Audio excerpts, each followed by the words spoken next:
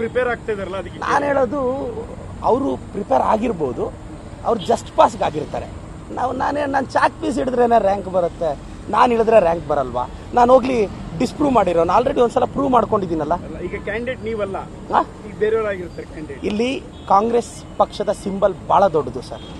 ಇನ್ನು ಸುಧಾಕರ್ ಅವರು ಮೊನ್ನೆ ಒಂದು ಮಾತು ಹೇಳಿದ್ರು, ಚಿಕ್ಕಬಳ್ಳಾಪುರದಲ್ಲಿ ಅಂದರೆ ನನ್ನ ಬಗ್ಗೆ ಮಾತಾಡೋರು, ಚಿಕ್ಕಬಳ್ಳಾಪುರದಲ್ಲಿ ಕತ್ತೆ ನಿಲ್ಲಿಸಿದ್ರು ಗೆಲ್ಲುತ್ತೆ ಅಂತ. ಮೋಸ್ಟ್ಲಿ ಅವರೇ ಹಂಗೆ ಅಂತಾರೆ, ಇನ್ನು ಮನುಷ್ಯರು ನಿಂತರ ಗೆಲ್ಲಲ್ವಾ ಅಲ್ವಾ? ಇದು ಅವ್ರು ಹೇಳಿದ್ದೆ. ಅವ್ರಿಗೂ ಒಳ್ಳೇದಾಗಬೇಕು.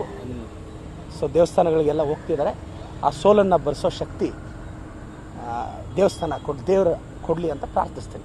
I have a great respect for it. ಇವಾಗ ಚಿಕ್ಕಬಳ್ಳಾಪುರದಲ್ಲಿ ಕಾಂಗ್ರೆಸ್ ಅಭ್ಯರ್ಥಿ ಯಾರೇ ನಿಂತರು ಫೈಟ್ ಇರೋದು ನಿಮ್ಮ ಮಧ್ಯೆ ಮತ್ತೆ ಸುಧಾಕರ್ ಮಧ್ಯೆ ಇದೆ. ಇದಕ್ಕೇನು ಸರ್? ಇಲ್ಲ ಸರ್, ಅವರು ಡಾಕ್ಟರ್ ಕೆ ಸುಧಾಕರ್ ಒಳ್ಳೆಯವರು ಸರ್,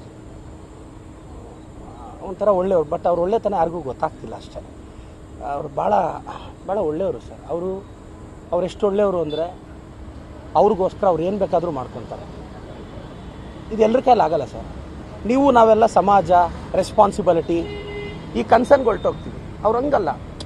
ಅವ್ರು ಚೆನ್ನಾಗಿರೋದಕ್ಕೋಸ್ಕರ ಎಷ್ಟು ಸ್ಯಾಕ್ರಿಫೈಸ್ ಬೇಕಾದರೂ ಮಾಡ್ತಾರೆ.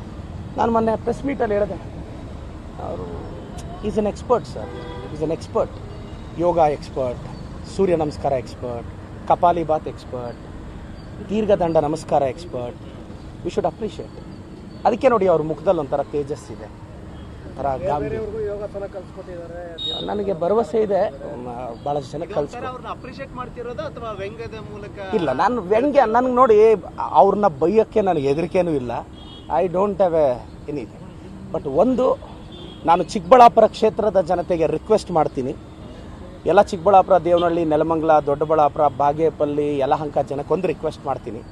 ಸರ್, ಯಾರಾದರೂ ನೀವು ಹಸ್ಕೊಂಡು ಒಂದು ಮನೆಗೆ ಹೋಗಿ ಒಂದು ಊಟ ಇಟ್ಟರೆ, ಇಲ್ಲ ನೀವು ಹಸ್ದಾಗ ಯಾರಾದರೂ ಒಂದು ಊಟ ಇಟ್ಟರೆ 100 ವರ್ಷ ಚೆನ್ನಾಗಿರಪ್ಪ ಅಂತ ಆಶಿಸ್ತಿರಲ್ಲ ಸರ್.